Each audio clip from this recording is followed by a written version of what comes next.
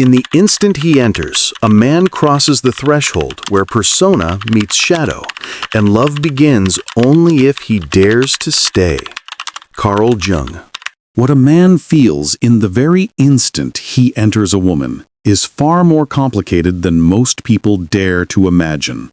For years, intimacy has been reduced to something purely physical, a quick exchange of desire and release. Yet Jungian psychology reminds us that nothing in the human heart is that simple. In those quiet moments lives a storm of emotions men rarely confess, not to their partners, not to their friends, sometimes not even to themselves. Beneath his calm face may hide truths that could change how you understand love, trust, and attraction. Jung once said, "Until you make the unconscious conscious, it will direct your life and you will call it fate." Nowhere is this more true than in intimacy. For a man, going inside a woman is not only passion, but a threshold where his persona collides with his shadow. Archetypes of the lover, the child, and the warrior rise within him, stirring vulnerability, fear, and longing. That is why intimacy so often awakens contradictions, tenderness and hesitation, passion and withdrawal, closeness and silence. In this video, we will uncover 5 hidden Jungian truths about how a man really feels when he goes inside you. These are not shallow dating tips or tricks. They are deep psychological insights that explain why some men withdraw, why others cling, and how women can respond not with confusion, but with awareness. By the end of this video, you will hold a new lens to see through. When you understand, you no longer need to chase or guess. You gain the freedom to meet love with clarity, compassion, and strength. If these reflections resonate with you, remember to like this video and subscribe to my channel, Jungian Mindshift, so you never miss more Jungian insights and heart-to-heart conversations. Let us begin with the first hidden truth, one that will completely shift the way you see his silence, his touch, and his hesitation in the most intimate moments. First layer, power and vulnerability. The very first thing a man feels when he goes inside a woman is a surge of power mixed with a deep undercurrent of vulnerability. It is as if 2 opposite currents rush through him at the same time. On one hand, he feels chosen, confirmed in his masculinity, proud that someone has opened her body and trusts to him. This moment touches something ancient within him, the archetypal male drive to conquer, to prove potency, to stand as the giver of life. On the other hand, this very moment makes him fragile, exposed, and fearful that he might not measure up to what she truly wants.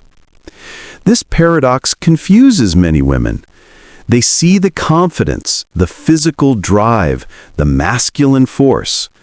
But then, almost suddenly, they notice hesitation in his eyes, a certain silence afterward, or a need for validation that is rarely put into words.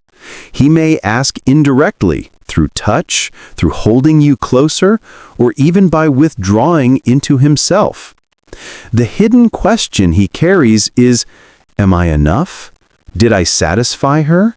Will she still want me tomorrow? These are not childish doubts. They are the secret shadows men often never confess. Carl Jung's psychology helps us see why this happens.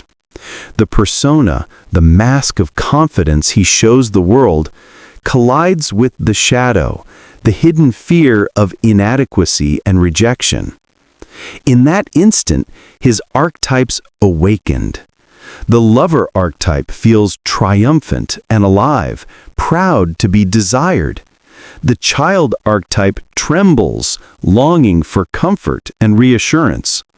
The warrior archetype insists on control, on showing strength, even if inside he is unsure. This inner conflict is what makes intimacy with men so layered and sometimes confusing. For some men, this fear of not being enough is covered with bravado. They exaggerate their performance, act dominant, or even boast afterward. This is not pure arrogance, it is armor. They are trying to silence the small voice inside that whispers, "What if I disappointed her?" For other men, the experience opens the door to genuine vulnerability. They soften. They look into your eyes more deeply. They crave closeness beyond the physical act. This is the man who risks being seen fully, and because of that, he can become a more connected lover. Women often wonder, why does he sometimes seem distant after intimacy? Or why does he suddenly hold me tighter? The answer lies in this dance between power and vulnerability. If his shadow of fear overwhelms him, he may withdraw, needing space to rebuild the mask of confidence. If he feels safe in your presence, he may instead lean in, seeking the reassurance that allows him to integrate his vulnerability rather than hide it.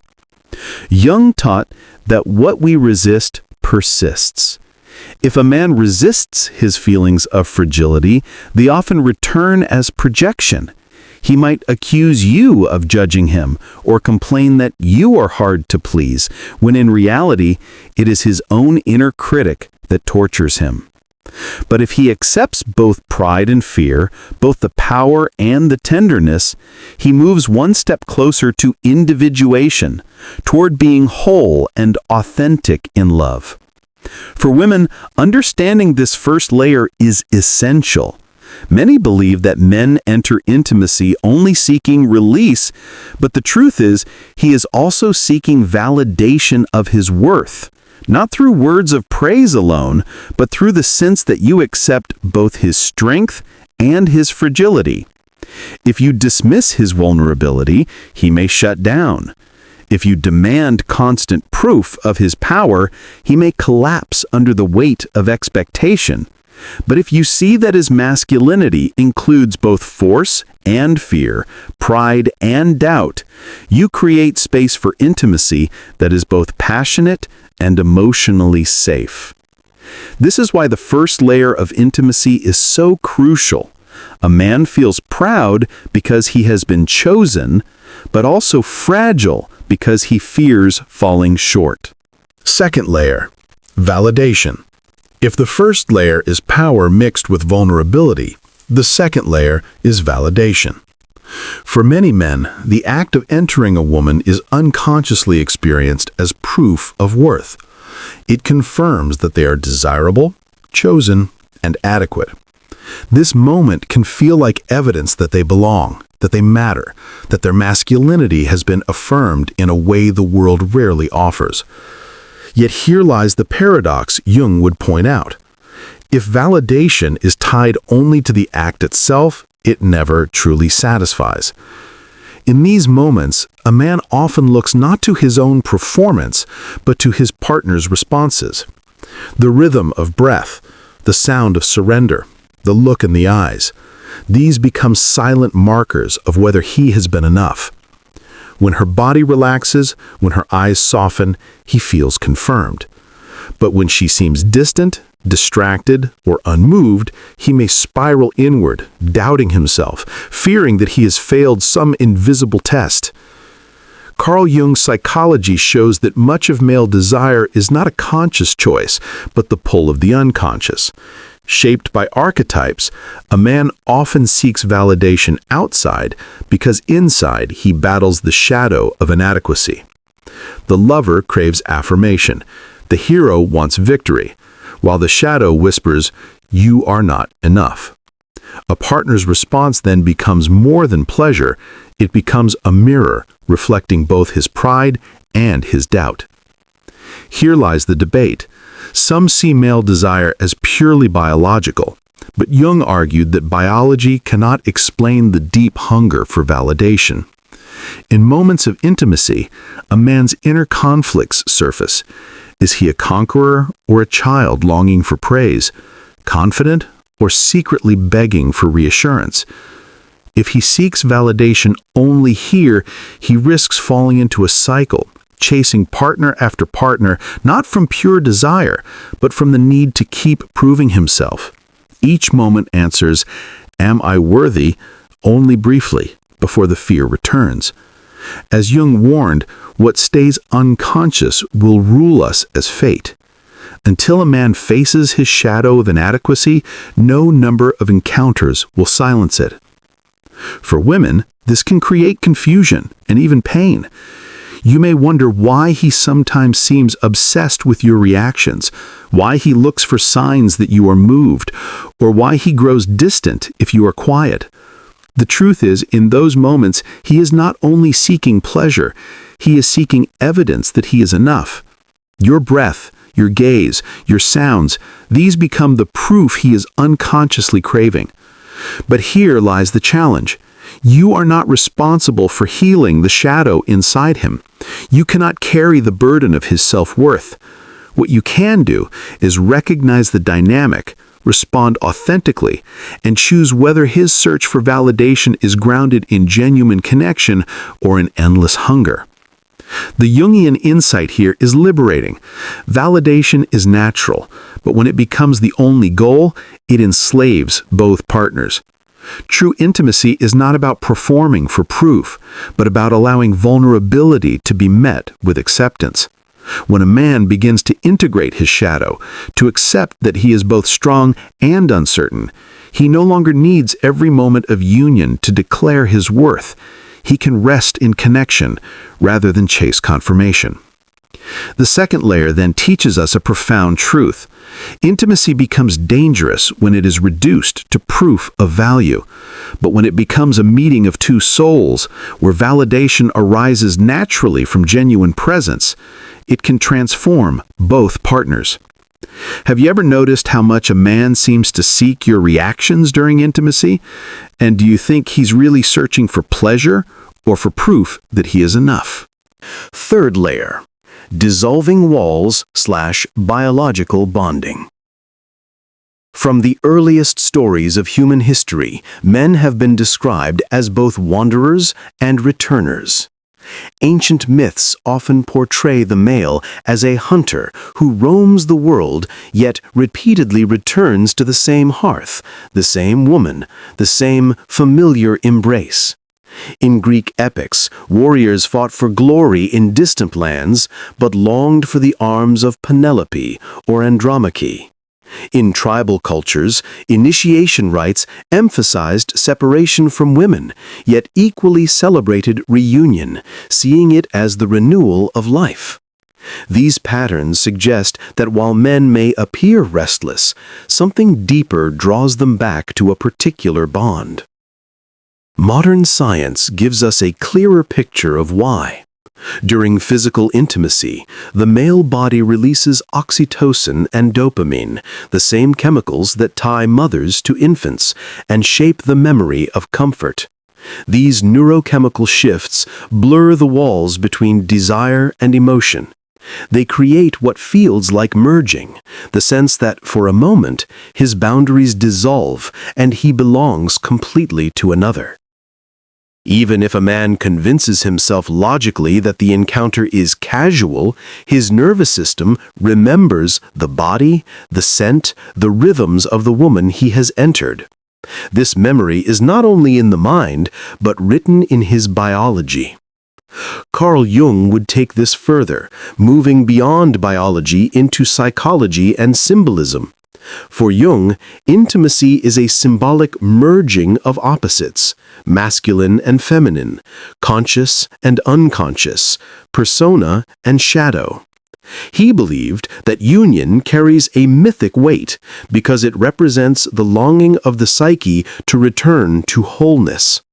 The man in these moments may not realize it, but he is acting out an archetypal script.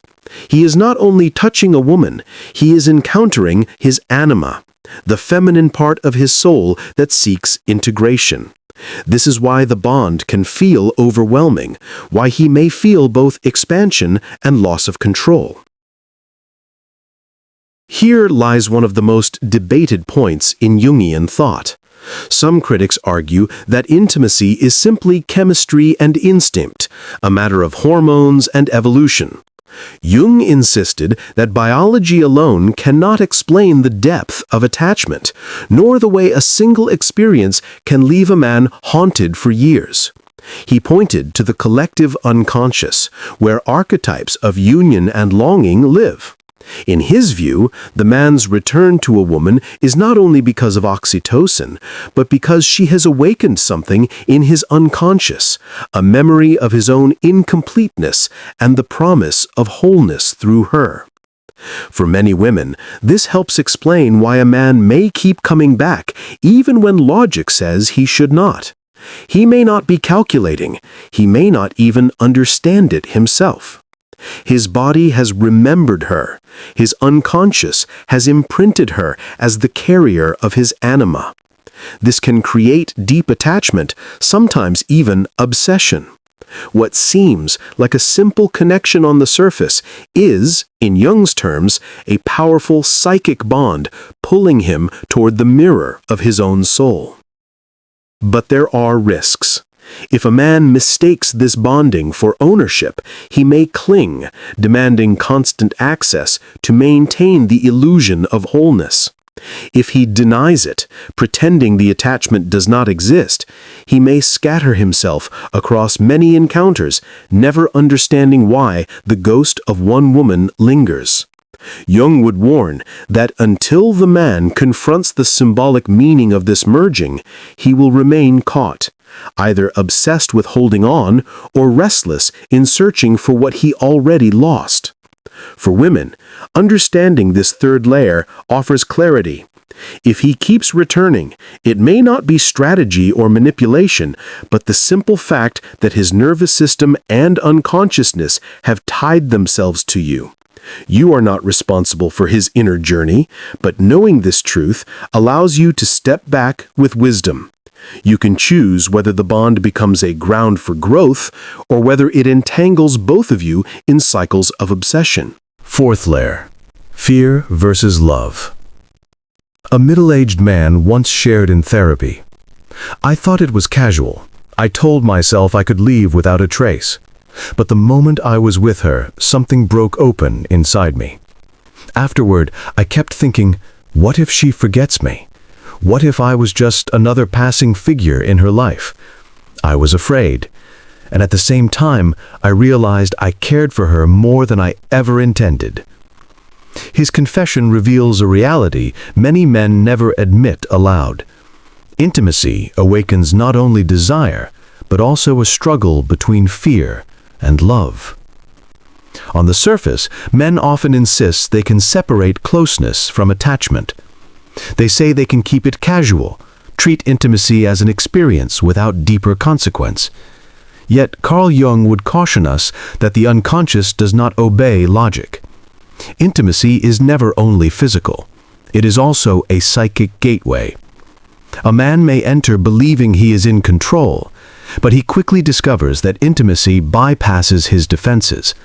What emerges is not simply pleasure, but love, unexpected and overwhelming. Fear often rises first. There is the fear of failure, the worry that he did not satisfy her or prove himself. There is the fear of being forgettable, the haunting thought that she might walk away untouched while he remains consumed. There is the fear of comparison, the suspicion that she silently measures him against other men and finds him lacking. Jung would describe these fears as the whispers of the shadow, the part of the psyche that carries self-doubt, inadequacy, and shame. Intimacy shines a merciless light into this chamber, forcing him to confront what he prefers to keep hidden. Yet even as fear lingers, love quietly enters the picture. Jung spoke of the anima, the inner feminine present within every man, which comes alive when intimacy is shared. The woman before him ceases to be only a partner. She becomes the mirror of his soul. This is why men who swear they want nothing serious often find themselves unexpectedly attached. The anima does not respond to logic or agreements. It responds to resonance, and when it is stirred, the bond feels undeniable. This creates a paradox. The rational mind insists on keeping intimacy light and safe, but the unconscious speaks another truth. Here is love, here is bonding, here is the reflection of your deepest longing. Intimacy dissolves walls he has built for years, exposing tenderness he may not even know exists. He may resist it, but he cannot fully escape it. For women, this helps explain behavior that seems contradictory.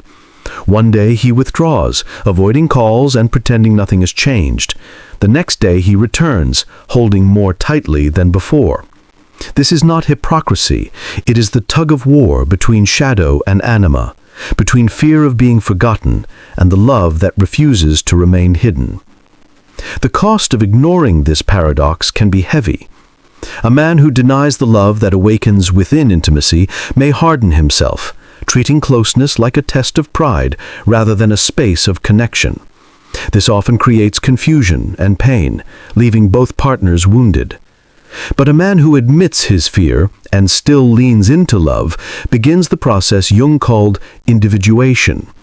He learns to integrate shadow with consciousness, strength with tenderness. In doing so, he becomes capable not only of desire, but of devotion. Jung would remind us that until men face this paradox, they remain prisoners of it. Fear convinces them to hide. Love threatens to expose them. Both forces pull in opposite directions. Yet when they accept that fear and love always arrive together, intimacy transforms. It becomes not a test of masculinity, but a path toward wholeness. For women, understanding this can create compassion. When a man pulls away after intimacy, it may not signal emptiness. More often, it means too much was stirred inside him. Fear and love collided, leaving him disoriented. Recognizing this truth does not excuse neglect, but it does help you see the humanity beneath his contradictions. He is not only torn between leaving and staying, he is torn between running from love and surrendering to it. Do you believe intimacy awakens love more often than men admit? And how might that change the way you understand their contradictions afterward? Fifth layer: identity and presence. Throughout history, the meaning of intimacy for men has shifted dramatically. In ancient societies, masculinity was often tied to conquest and lineage. A man's worth was measured by his ability to produce heirs or prove dominance. Intimacy, in this sense, was framed as a duty, a transaction between power and survival. The emotional dimension was rarely spoken of, and vulnerability was often buried beneath cultural expectations. In contrast, the modern man lives in a far more complex web of identity.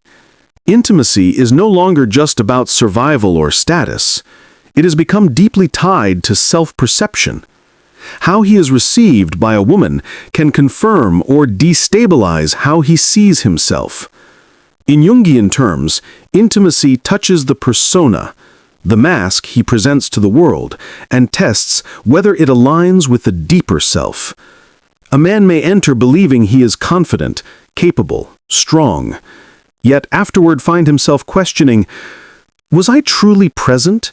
Did she see me as I wanted to be seen? This is where presence matters. Jung often emphasized the importance of consciousness, of being fully aware in the moment. When a man is truly present during intimacy, he experiences not only union with another, but also a clearer reflection of himself. Yet presence is fragile. It can be nurtured or shattered by the smallest signals from a woman afterward.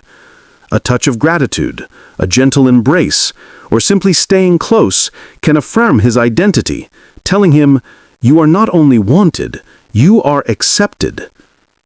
On the other hand, indifference, distance, or coldness can wound him deeply, stirring the shadow of inadequacy and rejection. This duality is why intimacy is never neutral. It either heals or it wounds. A man may leave the same encounter either more integrated or more fractured, depending on how he experiences his partner's presence afterward. Jung would describe this as the meeting of archetypes. When the woman responds with warmth, she embodies the nurturing side of the anima, helping him integrate vulnerability into his sense of self. When she responds with rejection, she awakens the shadow, leaving him trapped in doubt and shame. The conflict between past and present becomes clear here. In earlier times, a man might ignore these inner tremors, dismissing them as weakness. The culture reinforced stoicism, telling him that intimacy was about performance and duty, not feeling. But the modern man, shaped by shifting expectations, cannot as easily separate identity from emotion. He may laugh it off, but inside he knows, the way she responded changes how he sees himself. This tension creates both risk and opportunity. If he builds his identity only on her reactions, he risks dependency, forever chasing reassurance. If he ignores her presence altogether, he risks becoming detached, using intimacy as an empty act rather than a transformative one. Jung's teaching offers a middle path. Individuation means holding both truths, recognizing the impact of the partner's presence, while also grounding identity in one's own inner wholeness. For women, this layer reveals just how much influence they hold. A small act of aftercare, a word of gratitude, or even silence carries meaning far beyond the moment. It can either solidify his confidence or fracture it. This does not mean a woman is responsible for his self-worth, but it does mean her presence matters. Intimacy is not finished when bodies part. It lingers in the psyche, shaping how he views himself and the relationship. The fifth layer teaches us that intimacy is never casual at the level of the soul. It reshapes identity, it reshapes presence. And in this reshaping, a man either grows closer to his authentic self or retreats deeper into shadow. Jung would remind us that this is the ultimate task, to accept the mirror intimacy provides, to face both pride and doubt, and to let presence, not performance, define the meaning of love. We have traveled through 5 hidden layers of the male psyche. For a man, it is not just a physical act, but a mirror in which he confronts his shadow, his anima, and his deepest longings. Carl Jung reminded us that until you make the unconscious conscious, it will direct your life and you will call it fate. Intimacy is one of the clearest places where this truth comes alive. It brings to the surface both the strength and the fragility of a man, both his need for validation and his fear of rejection, both his capacity for love and his resistance to it. To understand these layers is to see beyond the mask, to recognize that behind every confident posture lies a soul wrestling with its own contradictions. For women, this knowledge can be liberating. It helps you see that when a man pulls away, it may not mean indifference, but overwhelm. When he clings, it may not mean weakness, but the awakening of attachment he did not plan to feel. And when he seeks your presence after intimacy, it is often not performance he craves, but reassurance that he has been truly seen. For men, embracing these truths is the beginning of freedom. To acknowledge fear without shame, to accept that love sneaks in when least expected, and to allow intimacy to reshape identity, this is the path of individuation, the journey toward living whole and authentic. If you found value in this exploration, please take a moment to like this video and subscribe to my channel, Jungian Mindshift. Your support allows us to bring more Jungian insights and heart-to-heart conversations to life. And if you know someone who would be touched by these reflections, share this video with them. In the next episode, we will dive deeper into archetypes, exploring the timeless patterns that shape attraction, love, and the collective unconscious. Until then, remember this. Intimacy is not only about what two bodies share, it is about how two souls awaken each other to truth.